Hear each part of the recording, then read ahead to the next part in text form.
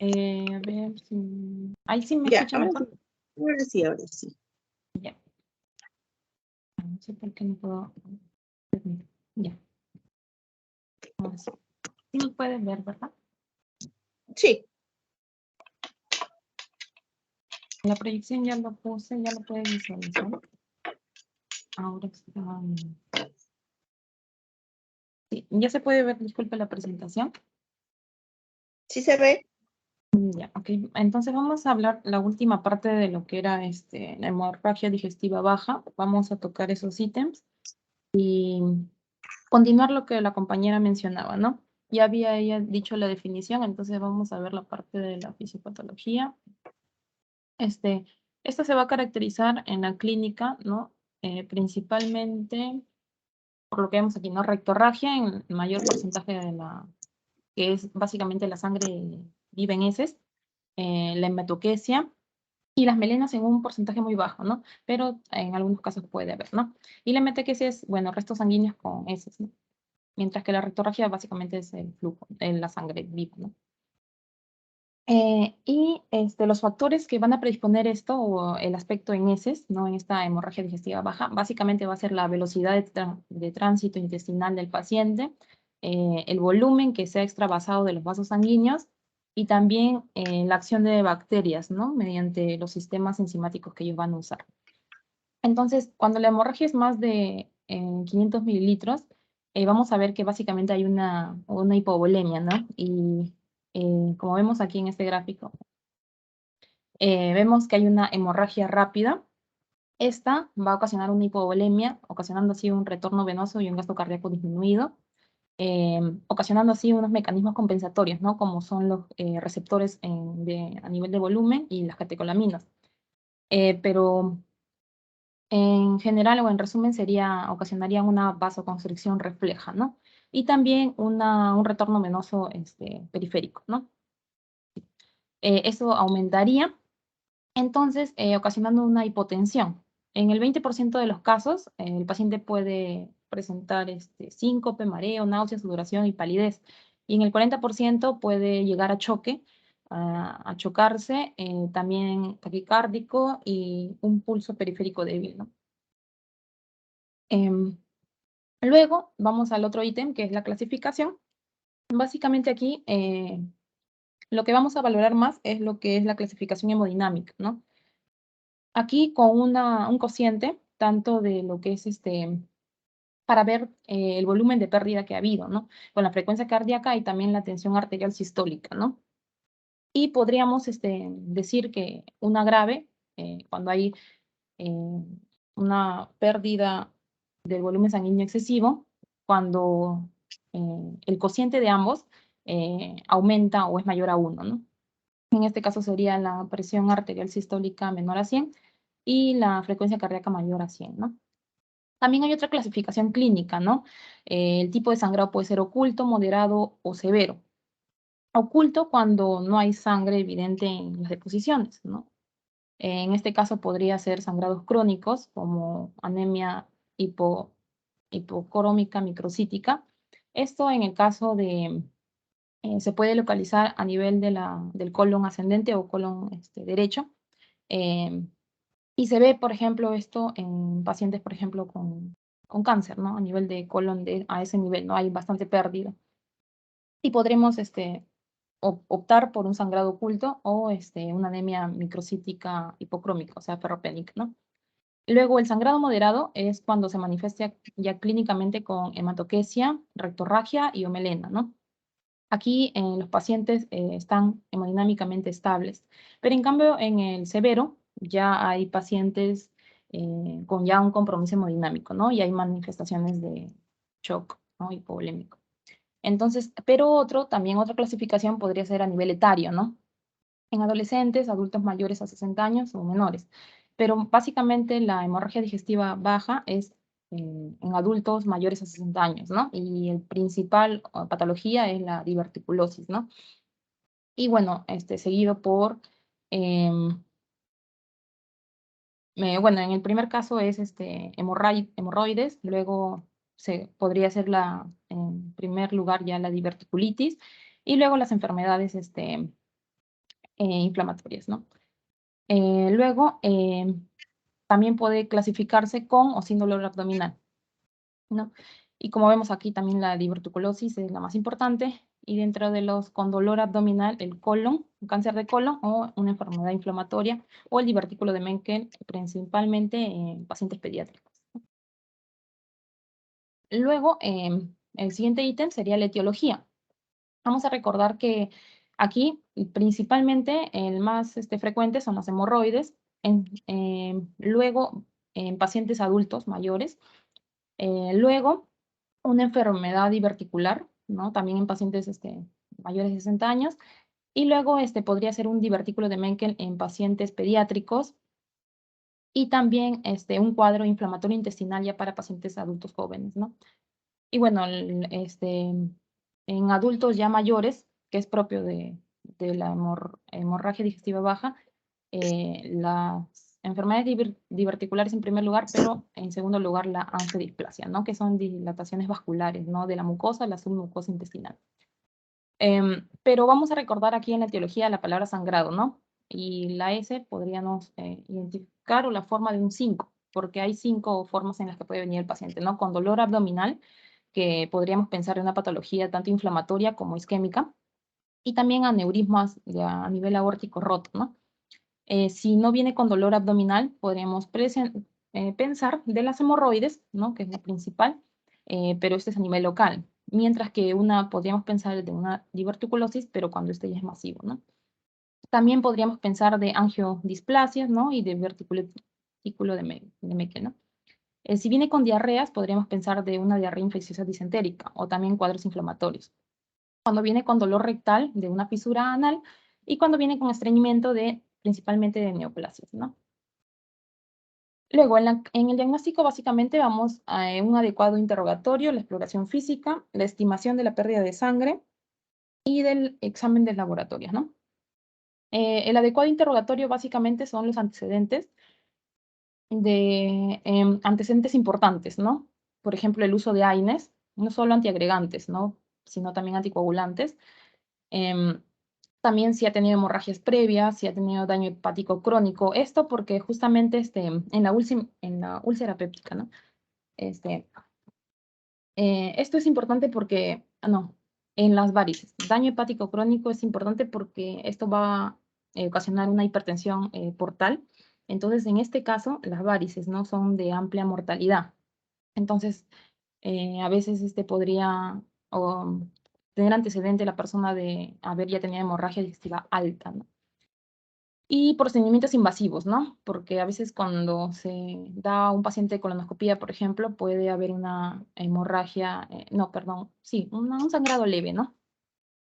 También en enfermedades vasculares, radioterapia en región pélvica, coliopatías o otros antecedentes de un cáncer heredofamiliar, ¿no? Entonces, pero básicamente en el interrogatorio, en resumen, podríamos describir la defecación y también un tacto rectal, ¿no? En la exploración física, inicialmente está enfocado en valorar el estado hemodinámico, como ya habíamos visto, o sea, pedir los signos vitales, los signos clínicos de perfusión, y el tacto rectal, ¿no? Que el objetivo es ver el sangrado y sus características. Y la patología, bueno, no rectal, e ir reanimando según hallazgos, ¿no? O sea, elevar la presión arterial o la frecuencia cardíaca, controlarla ¿no? Luego, la estimación de la pérdida de sangre, bueno, con la clasificación hematológica. Y finalmente, los exámenes de laboratorios, que sería pues una biometría hemática completa, una química sanguínea, pruebas de coagulación también. Y luego, en el manejo inicial, vamos a ver que primero es los exámenes generales, ¿no? Orientados a ver la magnitud y la gravedad del sangrado. Aquí vamos a ver el hematocrito, la hemoglobina, las pruebas de coagulación, grupos ABO y RH. Luego es el manejo inicial, ¿no? Orientado a lograr la estabilidad hemodinámica. Con reanimación, ¿no? Tanto de recuperar la diuresis, el lactato, la presión arterial, etc. De ahí la restauración de la volemia, ¿no? Con cristaloides, por ejemplo. También el uso racional de hemoderivados, ¿no? Principalmente aquí cuando la hemoglobina es menor a 7, Esto es en todos los pacientes, pero cuando la hemoglobina es menor a 9, principalmente en los pacientes que son que han tenido ya una patología cardiopática, ¿no? Isquémica, ¿no? Puede ser una angina o un infarto. Acá no sería 7, no sería menor a 9. Luego, sospechar y descartar, ¿no? Una hemorragia digestiva alta cuando el paciente tiene un tránsito rápido, ¿no? Y en hemorragias básicamente severas o de compromiso, ¿no? ¿Y por qué? Porque en el 15% de las hemorragias digestivas bajas son en realidad altas, ¿no? Entonces vamos a ver qué alternativas tenemos de diagnóstico. Entonces, principalmente el gol estándar es la colonoscopía, ¿no? Esta es de elección, salvo que la hemorragia sea demasiado copiosa, porque sabemos que para una colonoscopía sea efectiva, toda la cavidad intestinal tiene que estar libre, ¿no? De heces. Entonces, por lo menos mínimo tiene que haber un día de preparación, ¿no? Como máximo, un día de preparación. O ya se induciría a la paciente, si está hemodinámicamente estable, a poderle ayudar en esto, ¿no? Ya colocándoles vías, ¿no? Para que pueda expulsar u otros elementos bien endovenosos, ¿no? Luego, la exploración, ¿no? Tiene una mejor relación coste-efectividad, ¿no? Por su seguridad. Pero entonces es la mejor alternativa diagnóstica y terapéutica, pero tenemos que recordar que en el 85% de los casos de hemorragia digestiva baja, se van a resolver, ¿no?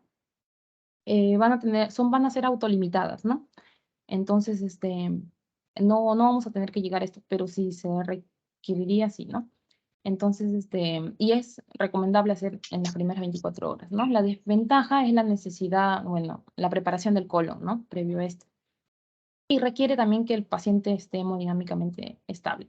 Si es que no podríamos, el paciente no se encuentra así, ¿no? Hemodinámicamente estable, entonces, y el sangrado es activo, se pediría una angiografía, ¿no? O un angiotac, ¿no? Y bueno, finalmente en el tratamiento que vamos a hacer, primero ya la estabilidad hemodinámica, ¿no? Si el paciente no se estabiliza, entonces el empleo de localizar, ¿no? Si el paciente no se estabiliza, ¿no? Empleamos técnicas que localicen el sitio de sangrado y permitir así el tratamiento. Como hemos visto, la etiología es variada, entonces cada tratamiento es dependiendo qué etiología está causando esta hemorragia, ¿no? Las técnicas diagnósticas, ¿no? Que permiten la localización del sitio de sangrado y consecuentemente la resección de esta, ¿no? Y bueno, esto ya sería a nivel de quirófano, ¿no? Entonces, luego, ¿qué hacemos? Pero si es que sí se encuentra, sí se estabiliza el paciente, entonces acá el TAC, ¿no? O el angiotac, antes de una colonoscopía, pero recordemos que la colonoscopía es de elección y el tratamiento depende de la etiología, ¿no? Y el 85% ya se resuelven sin intervencionismo, ¿no? Como vemos acá, si hay una sospecha de hemorragia digestiva baja, principalmente por la hematoquesia, rectorragia o melena, entonces vamos a ver que primero evaluamos la gravedad. Si es grave, necesita hospitalización, pero si no es grave, solo consulta externa, ¿no? Entonces, primero vamos a ver una inspección o el tacto rectal, ¿no? Y para ver la disposición en sí. Y en segundo lugar, si se encuentra hemodinámicamente estable, vamos a optar por una colonoscopía.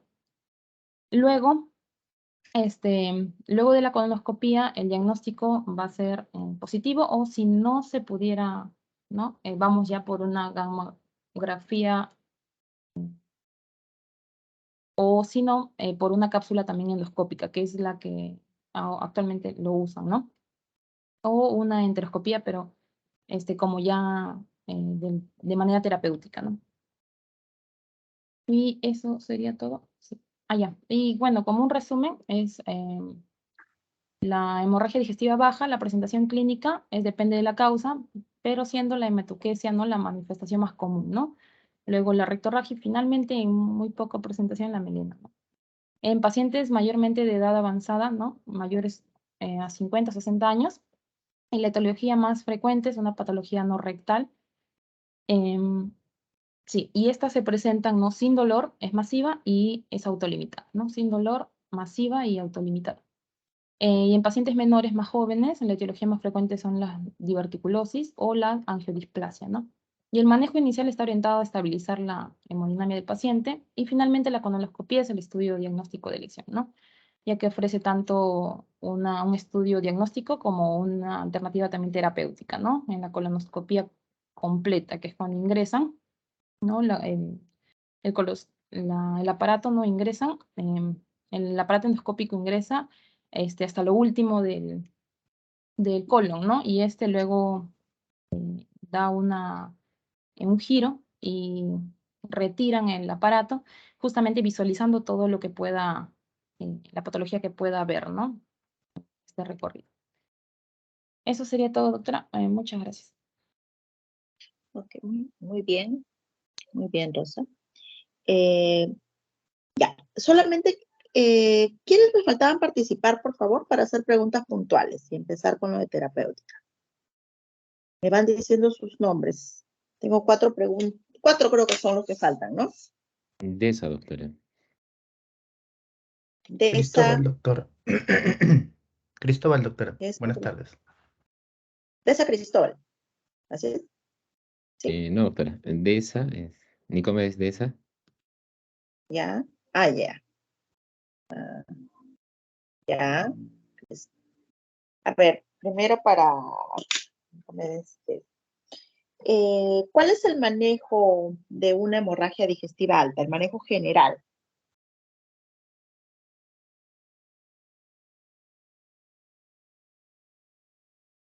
El manejo general, doctora, no hay digestividad alta, es, bueno, si fuese alta, asegurar también, ¿no? Lo que es la vía aérea, ¿no? Importante Ya, también hacer protección de la vía aérea. la reposición de líquidos, ¿no? Que puede ser, que tiene que ser a nivel intravenoso.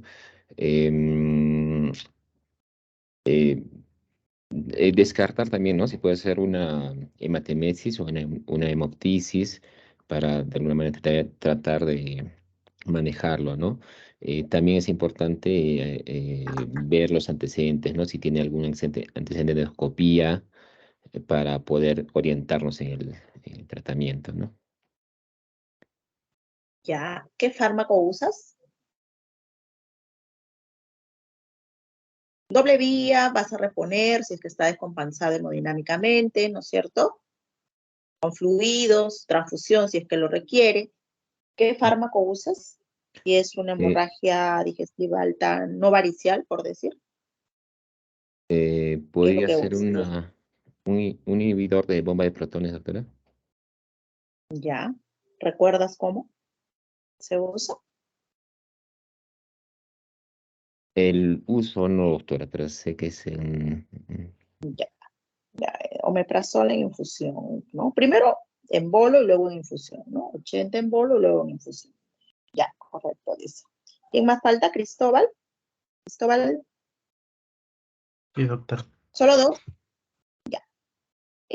Manejo Doctora, general disculpe, yo también de... falto. ¿Aló? Doctora, Sí, buenas sí. tardes, disculpe. ¿Quién más? Ingrid Damián. ¿Apellido? Damián. Damián. Millones. Ya. Ya, a ver, para Cristóbal.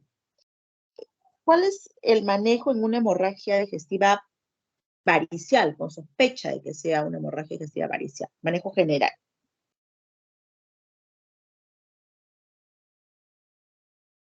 Eh, si fuera varicial, en estos casos, igual no se tiene que contar con la historia clínica del paciente, estar hemodinámicamente estable. Ah, Se puede corregir también si hay sangrado lo que es la volemia, ¿no? También preguntar sobre las complicaciones de prevenir específicamente las complicaciones que pueda tener el paciente, proteger también la vía aérea, ¿no? Si requiere transfusiones también, también se puede utilizar. Se puede utilizar también algunos fármacos como los vasoconstrictores, ¿no? Como el octreotide, creo que la compañera mencionó. Claro, Eh, trótide o otros vasoactivos, ¿no? Tenemos varios Ajá, otros vasoactivos, el trótide es vasoactivos. uno de ellos. El Somatostatina, trótide, creo que también. somatostatina, Ujú. terlipresina, cualquiera de ellos, ¿no? Se coloca igual una dosis en bolo y luego en infusión, ¿no? Se mantiene durante 3 a 5 días esa infusión, ¿no?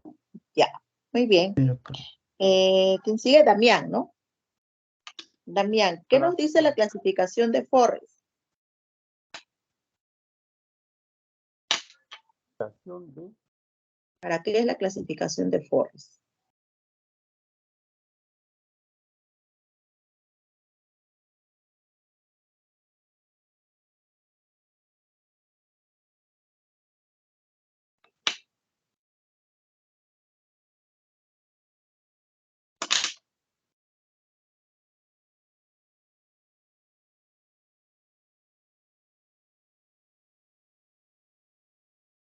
no recuerdo bien, doctora, la verdad.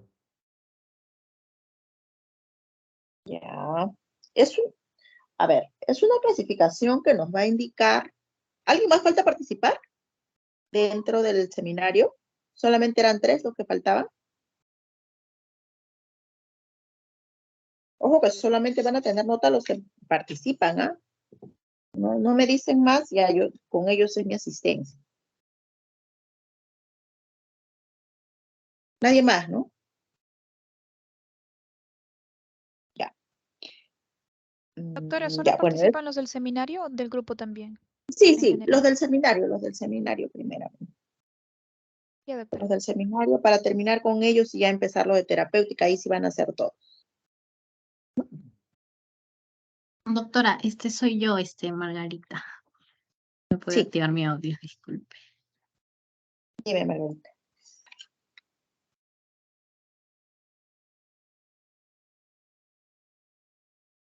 ¿Se apagó? ¿Le pregunta, disculpe? Ah, la clasificación de Forrest. Ah, ya. Bueno, en la clasificación de Forrest se va a evaluar el sangrado activo, si es reciente o sin sangrado. Ya. ¿Para qué nos servirá esta clasificación? Va a haber Forrest 1, Bueno, Forrest 2, Forrest 3, ¿no? ¿Cuál es la finalidad? Esto es en úlcera péptica para que se ubiquen. más que nada para ver el manejo del riesgo de sangrado. El riesgo de resangrado, ¿no? Sobre todo el riesgo de resangrado, porque cuando entra una hemorragia digestiva alta por úlcera péptica, ¿no? No varicial, entonces endoscópicamente tú aplicas la clasificación de Forrest si es que encuentras una úlcera péptica, ¿no? Si la causa es una úlcera péptica. Entonces Forrest 1, Forrest 2, Forrest 3, ¿no?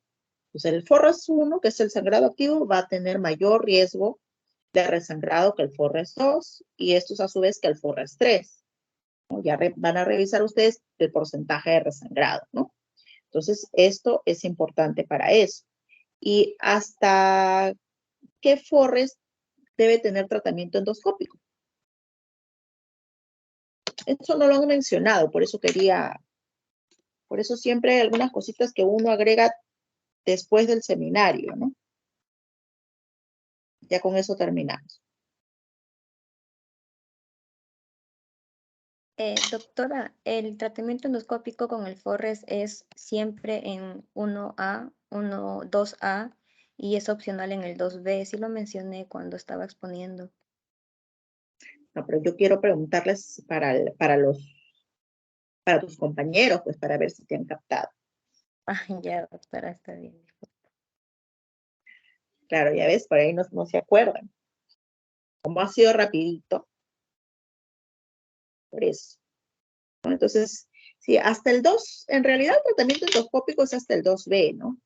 El 12 ya se observa y el 3 también se observa, ¿no? Porque el porcentaje de resangrado es menor, pero bueno, ha habido algunos casos en que sí, ¿no? Obviamente el inicio de la dieta es cauteloso, ¿no? Para ver su respuesta. Muy bien. Ya.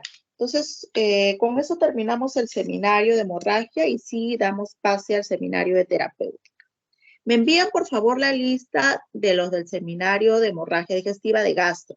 La lista, por favor, para tener sus nombres completos. ¿Ya? Y ahora sí iniciamos el seminario de terapéutica. ¿Quiénes son los ponentes, por favor?